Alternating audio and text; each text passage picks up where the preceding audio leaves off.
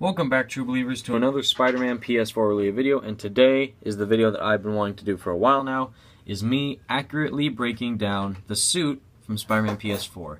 And once again, everything that we have seen so far of people talking about this suit, from them breaking it down and trying to give their best opinions on it, saying that it's totally from all the movies, or it's the new Spider-Man Homecoming suit, or that every single thing from this suit has been adapted from the movie suits.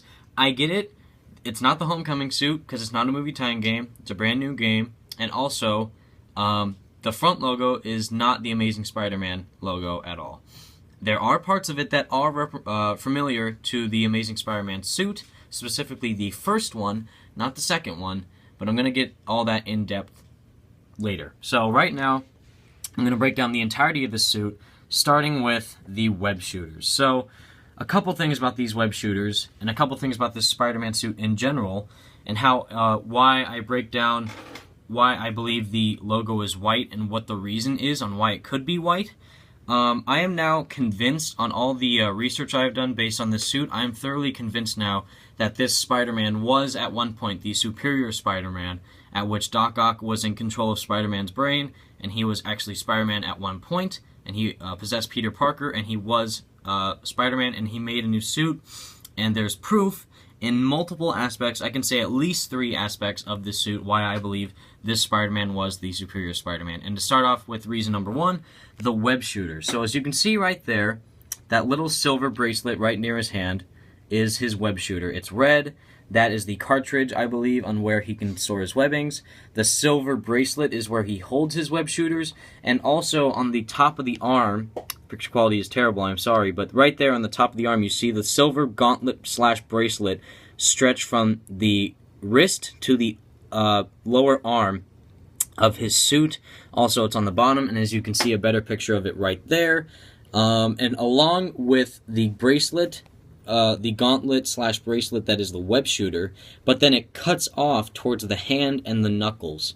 So what I believe these are, I believe that these are actually brass knuckles that Spider-Man can use.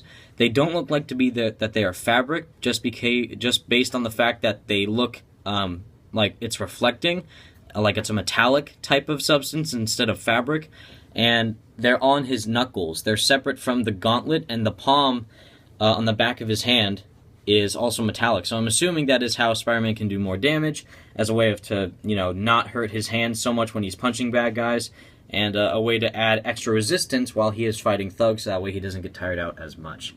So that is the gauntlet on reason 1 why I believe this Spider-Man was the superior Spider-Man at one point, because if you have read the Superior Spider-Man comics, you will know that Doc Ock totally teched out the Spider-Man suit that he had on, with more black on the suit, with a really more menacing logo, and with web gauntlets that had like holographic images that Dr. Octopus was able to use within the main functions of the suit, so that way he can kind of talk to people and communicate with them on a really far basis. As you can see right here, you see a gauntlet that Doc Ock has inputted into the web shooter, as a way to communicate with people, and I will show the previous image soon. But another thing to break down the suit, the feet.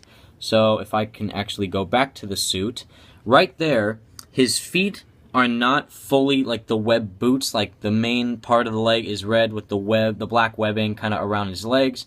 They are more like padded shoes that you can see Spider-Man use as a way to have more resistance when he is swinging, as a way to maybe hurt enemies more if he kicks them. Like you see at that one point in the trailer, he tries to kick off a guy off a moving truck right before the trailer ends. And here's a perfect shot of how they look right there. They're again metallic with little bits of red and blue fabric, and they don't cover his legs, they only cover his feet, which believes me to assume that they're going to be more teched out, they're going to be more armor plated, and he's going to have more damage inputted into them when he's fighting crooks and criminals in the streets of New York City, which again is totally influenced from the Superior Spider-Man suit. Dr. Octopus again teched out the suit with gauntlets for web resistance and web shooting capabilities. His feet right there look exactly the same as the feet from the Spider-Man PS4 suit. They're just red and black instead of red, silver, and blue. And then the final point I will point out for the front of the logo is the front of the suit is the front logo for the suit. And again, everyone frickin' says that if you look on their analyzation videos for this suit, that this logo right here represents the Amazing Spider-Man 2 logo. I can agree with this halfway. The bottom part of the front logo, from where the top of the spider head ends, is the body of the Amazing Spider-Man 2 logo. But the legs right there that are closest to his red chest region look identical to the Amazing Spider-Man 1's logo. And they did the same thing, where the legs stretch out to the edge of the red chest. That way it looks like it is part of the webbing, but since this one is white, it's giving more of a standing out type of degree of, I guess, showcasing of how the spider is just huge and you can't miss it. It's bold, it's big, it's there. You can't miss it at all. But these bigger legs that are on the outside and that kind of, cross into the blue, I think that this is a mix of, I would say, the Spider-Man 3 black suit logo, as well as a brand new type of leg design that Insomniac Games has made. But here, you cannot deny that at the very head of this spider, the top right there, as well as these stretched out legs that go to near his shoulders / armpits, are identical to the ones of Superior Spider-Man. They have the exact same shape, the exact same design, and they carry out the exact same length that go to the side of his suit. Like look, the head of the spider with the two little points of his pincers, fangs, whatever they are, as well as the stretched out arms / legs that are on the top of the suit right here. And of course, since he has blue little indents in his shoulders, that is one point of the suit that they decided to not put in because they just cut it off right there instead. They ended right there, as you can see where my finger is, stopping the spider from entering the shoulder parts and just having it mainly focused in the chest area for the suit. As well as the belt. Now, if you play the Amazing Spider-Man 1 video game, Spider-Man had an exterior belt that you could see outside of his costume that he could use to refill his web shooters and have cartridges stored into that belt. But it's weird how the top chest region doesn't connect to this lower belt region. Same thing with these leg parts.